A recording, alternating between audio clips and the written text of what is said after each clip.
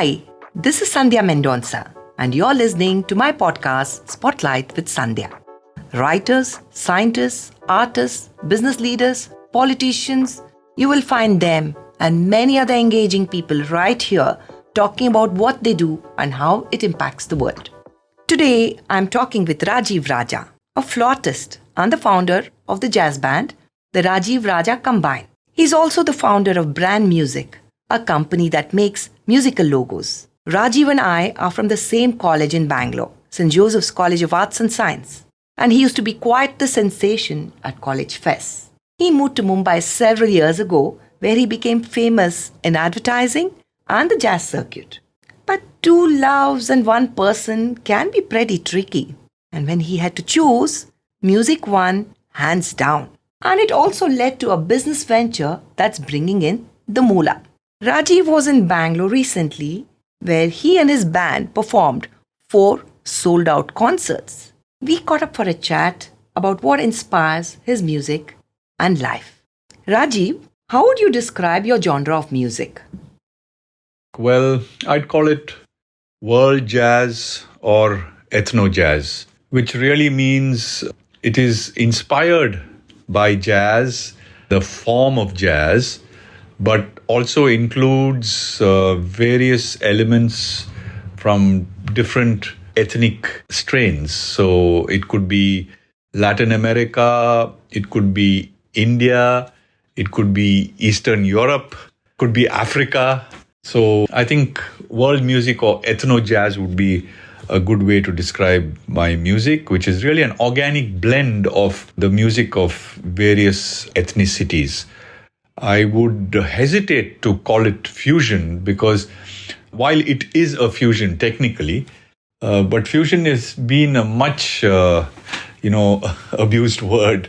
And today people have a wrong impression of fusion, which is really just about, it's like just getting two music of two different cultures sort of coming together. That's not really what my music is all about. I think it's a seamless blend of various musical cultures coming together in a composition which really reflects all my influences as a musician from the time of growing up.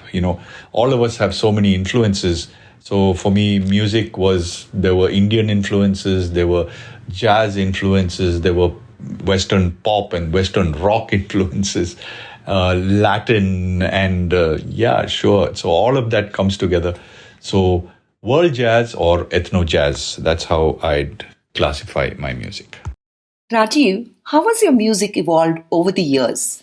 How has my music evolved over the years? Well, I think it's kept pace with my evolution as a musician, which really has grown over the years. It's just like growth in any aspect of life, where I think now I've reached a stage where all the hard work, all the experience, all the wonderful learnings of performing with so many great musicians are all coming together. It's reached a stage of where music is more about expressing myself rather than impressing the audience in the sense. The audience is very important, but my motivation is to actually express my musical soul, my musical essence, and touch the audience in some way through that. So it's not about sort of showing the world my skill or skill sets, but it's really about using the music to reach out to people. And I think that's really where one has evolved and arrived at today. What's interesting, Rajeev, is that you play with many musicians and they seem to vary at times. So what's the secret sauce that you seek in a musical collaboration? When I started Rajeev Raja Combine, I had a modular concept in mind that there would be a core group of musicians who understood the space that I was coming from and were willing to join me in the journey of expressing that kind of music. Why modular? Because I would keep changing the satellite musicians depending on the concert or the occasion or the event. while in essence there would be a core of musicians that were regular and part of the band, there are also other musicians who would join in depending on the kind of event. So even our shows in Bangalore, we had, for example, at when we played at RCB Cafe, it was more a jazz rock kind of concert where we kept the audience in mind and the feel of the cafe in mind. So we thought a jazz funk and jazz rock would fit in. It was still called the Rajeev Raja Combine Jazz Explorations tour. But for example, at the Bangalore International Center, we also added Vinayak on tabla and Chandana on vocals, because that is from the Indian classical space. So that really brought alive the entire more ethnic original compositions that we were doing for Bangalore International Center. So that's really the whole idea. What is the secret sauce? I would say, I think very important is to have musicians along with me who are playing for the joy and passion of expressing the music, expressing my compositions, collaborating. I think collaboration is very important. Collaborating with their heart and soul, and transcending a sort of commercial interest. While of course commercialism is, we all have to live by our music, but I think the intention should be about creating something beautiful, something sublime for ourselves, for each individual musician, as well as for the audience. So I think the secret sauce that I'm expecting really is collaboration, is spontaneity, is improvisation, and above all, a sense of humanity, respect for each other, understanding for each other, and just joyousness of loving every bit of the music that we play. Yeah, that's really what it's all about.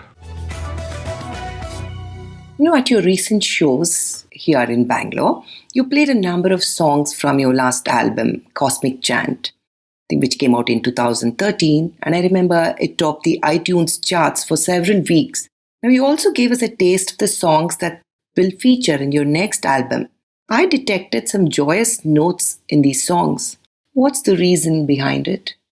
Yes, at the Bangalore International Center concert, we did play some songs from our previous album, Cosmic Chant, but we also previewed some from our upcoming album, which I'm going to title Jazz Explorations. And I guess the whole idea with Jazz Explorations, as with Cosmic Chant, was to express the various influences of music that have struck me. About joyousness, the joyous notes, yes, some of the compositions in Jazz Explorations are indeed joyous. If you take Sevilla, for example, it's a very joyful kind of expression. Even if you take Farka's Charka, that also has a lot of joy and upbeat. But at the same time, if you take compositions like Croatia, those are not coming from a joyous space, but they're coming from a sense of nostalgia, even melancholy, especially Croatia. Or if you take Devgad, there is a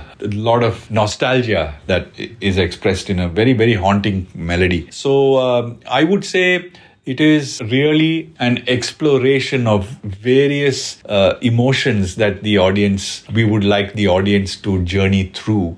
Emotions from joy and exhilaration and delight to happiness to a feeling of peace and calmness. For example, Sanjeevani is meant to evoke a sense of peace and calm in those who listen to it, almost healing kind of music. So it is really an acknowledgement of all the emotions that we do go through in our lifetime, and music is something that can really evoke different sets of emotions, and we are just trying to express or evoke the continuum of emotions, the different shades of emotions that we all experience in our life. And this was really music trying to capture that. So I would say it's the notes in the new album or Jazz Explorations is going to be much more than just joyous. Is going to be multi-dimensional emotional feels or emotions being evoked through different compositions.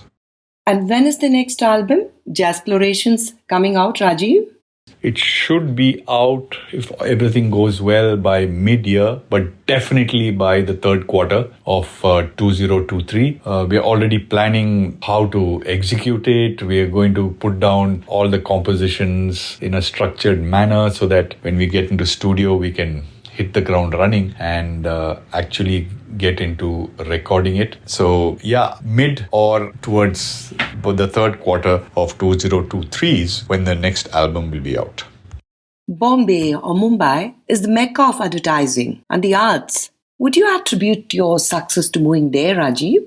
Well, moving to Bombay was certainly a very, very challenging and exciting thing for me. As you know, I was born and brought up in Bangalore, which in my school and college days was a lovely, beautiful, but sleepy little town.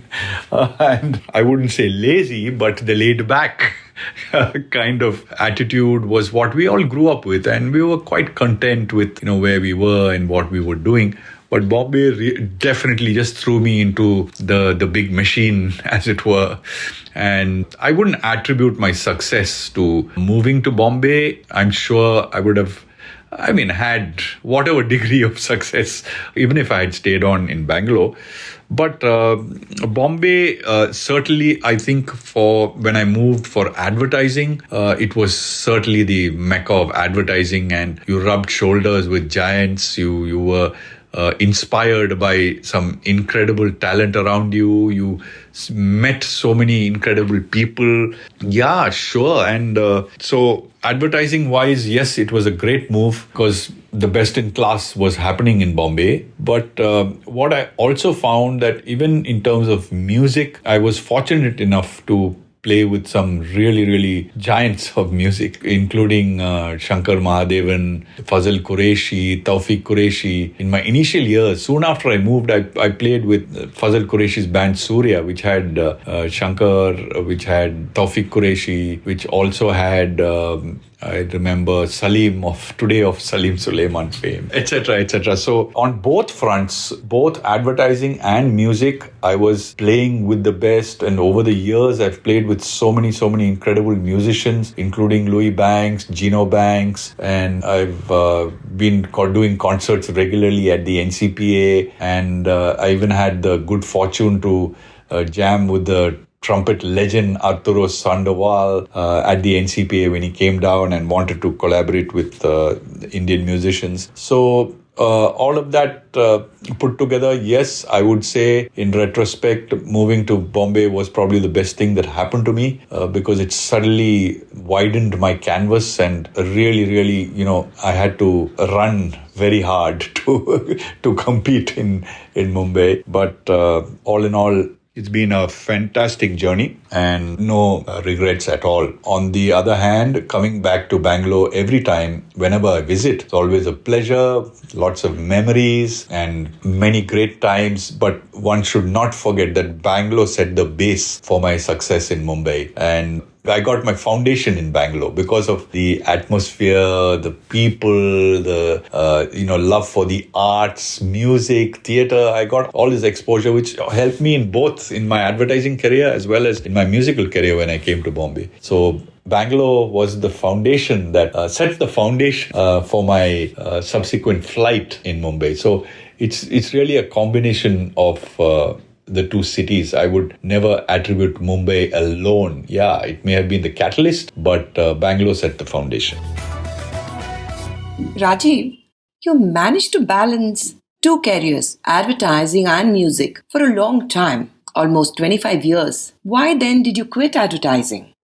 Oh, my God, that was quite a tightrope walk I did for 25 years. But it was a fantastic ride. When I was in Bangalore, we had a band called Colossus. And even before that, a band called Imbroglio, almost impossible to pronounce. But it was all of that kept my passion for music totally alive, because it was in college that I really discovered music in St. Joseph's College, Bangalore. While I was in Bishop Cotton School in Bangalore, I was more of a cricketer than a musician. But actually, then when I got out of college, it was the usual sort of dilemma. Do I take up music full time or get a job? The dilemma was sort of solved for me because my history professor actually told me a friend of his runs an ad agency, and why don't you go and meet him? And so I got my first job in advertising in Bangalore almost even before I finished my final year degree. So, I just stumbled into it, and luckily, the profession had very creative side to it. So I took to it like a duck to water, and I became a copywriter, and then I moved to Clarion in Bangalore. But I kept my music going right through, and I think that was the fantastic thing that really happened to me. I consider myself blessed that I could actually virtually run two careers. Now, advertising was my main career. It was my bread and butter, but I never felt like it was a job that I didn't like and just had to do for the sake of bringing home the bacon, as it were.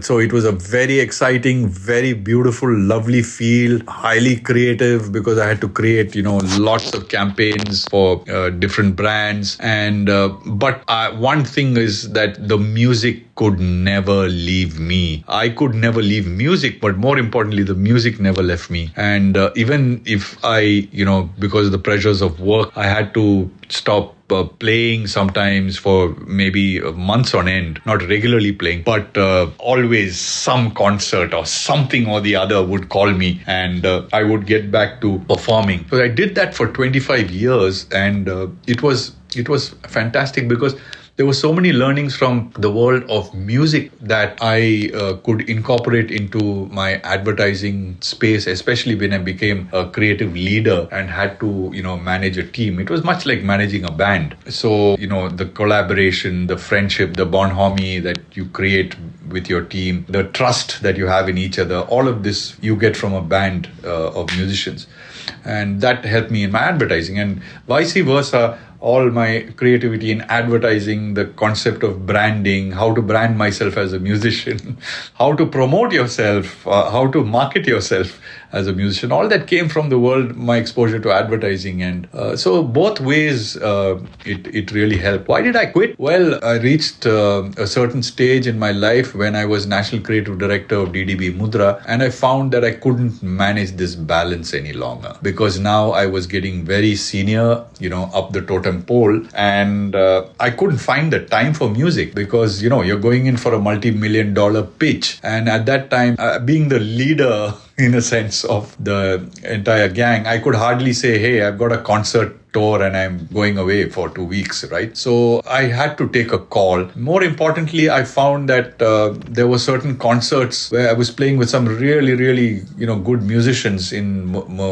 Bombay, full-time musicians who were playing full-time. And I found that according to my own standards, I wasn't measuring up, because I wasn't able to give enough time to my flute, and the flute is my primary instrument. So there was a moment of introspection. That's when I decided, look, I've got to decide between advertising and music, and music won out, because it's truly my life. I breathe music, I live music, I'm thinking music 24/7. So so the choice was pretty easy, but the decision was pretty scary, right? What you're doing now, sonic branding, that sounds very interesting. How did you get the idea to do that? Well, I just told you that, once I quit advertising, though I loved my music and the music that I play, which is ethno jazz or world jazz, really, wouldn't have been able to feed the family, if I were really honest. I have a wife and 2 daughters. My wife, luckily, is working, so I could take the plunge, and that salary check that used to come in every month, well, I could, manage without it for a time. But at this stage of my life, I couldn't start from scratch again, doing tours with the kind of minimal income that kind of genre of music that I'm playing would bring in. I don't play Bollywood music. So, if you really want to make money, that's where the money is. So just being practical, and then the whole question of how do I monetize my passion. I had worked on brands for 25 years in advertising. I had also not let go of music for 25 years. So it was really these two worlds coming together, the world of brands and the world of music. And therefore, 10, 11 years ago, a little ahead of our time, I conceived of this whole concept of sonic branding, which already existed, but we went much deeper into it. We went into the science of sound, how sound affects human emotions, and then we linked it to the personality and values of a brand, thereby creating a unique identity for brands, a sonic identity. I also created a term called MOGO, or musical logo. So I say that every brand in this day and age needs a logo as well as a MOGO, because sound is becoming so important for brands, and they must have a unique sonic asset associated with them. That really was how, this whole sonic branding journey started. Today, my company Brand Music is doing pretty well, touch wood, and we have some fantastic Indian clients. We've got international clients also. We created the sonic identity for Vistara. We've created the sonic identity for HDFC Bank, for SBI Life, for Zomato. The zung that you hear when you order something on Zomato is created by Brand Music. We've also created the global sonic identity for MasterCard across 190 countries. So we are spreading our wings and we are going global. We're setting up an office in Los Angeles as we speak, and we've already opened up a collaboration in Dubai. So sonic branding is going places, and it was only possible because of the convergence of my experience in branding and my experience in music. Yeah, that's really how sonic branding and brand music really came about. Rajeev, how would you describe the jazz music scene in India now? I read a lovely quote by a famous jazz writer. He begins his book by saying, jazz will always be the concern of the minority. And that's, the two words, they're concern and minority. Concern is there will always be a minority that is concerned about jazz, that is interested in jazz, that wants to, keep jazz going. And that becomes very, very important for this minority. So jazz will never be a mass kind of music, especially so in India. Even in the US, where jazz originated from, I would still say it is still the concern of the minority. So, having said that, there are some fantastic new jazz talent that I'm seeing, especially in Bombay, and I'm sure in Bangalore, in Delhi, in Calcutta. There are a lot of young jazz musicians. One is, following them and seeing various things that they put up on YouTube or Facebook, etc., etc. So the good news is that jazz is alive and well. The not so good news is that it's not easy to make a living being a true blue jazz musician. You may have to look at other sources of income, whether it is, doing sessions in a studio, whether it is running a music business on the side, even while performing, or even playing the bigger gigs for, more popular bands, for, maybe Bollywood, etc. But keep your jazz passion going. So even the great Louis Banks, did lots and lots of jingles in the good old days, but also maintained his fantastic jazz music skills and band. So yes, jazz music is alive and well. There's loads of talent that is coming. So I'm not really worried about the future of jazz. Jazz will always live, but it will always live for a certain section of the audience. Rajeev, I'm curious, and I'm sure our listeners would be as well. Is anyone else in your family musical? Well, my parents weren't particularly musical in the sense that none of them were musicians, nor were my brothers, or even the immediate family, there were no musicians. But home was always full of the arts. My mother was a Bharatanatyam dancer, and my dad used to love his Kathakali, and he loved theatre. Plus, we used to have the good old vinyl players at home. And there was my mother, because she was born and brought up in Ceylon, had a bit more of a global musical sense. So we used to listen to Frank Sinatra and all, that genre of music. But at the same time, she being a Bharatanatyam dancer, we used to listen to, a lot of Carnatic music as well as a lot of Malayalam music, which we used to hear. So the whole ethnic feel really was there. Coming to my immediate family, my wife is not a musician. My wife, Meera says that somebody has to listen. So she is my most honest critic, and I value her feedback after every concert. My two daughters, Revati and Rohini, both of them sing very well, but they have not taken up music full time. My younger daughter, Rohini, is actually launching her first single, but she is working in advertising like me in Ogilvy and in Bangalore. She's a copywriter there, a copy supervisor. And my elder daughter, Revati, is a psychologist who has done music therapy and so also uses music in a healing sense for her, whoever she counsels as a counselor. So, they are both using music in some way, so but not professionally. And so that was my musical inspiration and where it all came from. Would you like to tell us anything about how you're feeling after your recent shows here and about your music right now? Well, nothing more to add really, except that the Bangalore tour was a dream come true, and doing so many concerts and filling up 4 venues on 4 separate days, all the venues were house full. It was truly a fantastic feeling that, my good old Bangaloreans are still, following me and interested in coming to watch and listen to my music. That's really heartening. And I'm really happy at my journey so far. And I'm really looking forward to creating the Jazz Explorations album and offering it as a tribute to all those who love my music. Yeah, so that's really it. I just say, let's play on. Thank you very much, Rajeev Raja, for speaking with me. And to our listeners, I hope you enjoyed this episode of Spotlight with Sandhya. I would love to hear from you. Do post your views. The links are in the bio below. I'll be back soon with another interesting guest. Until then, take care.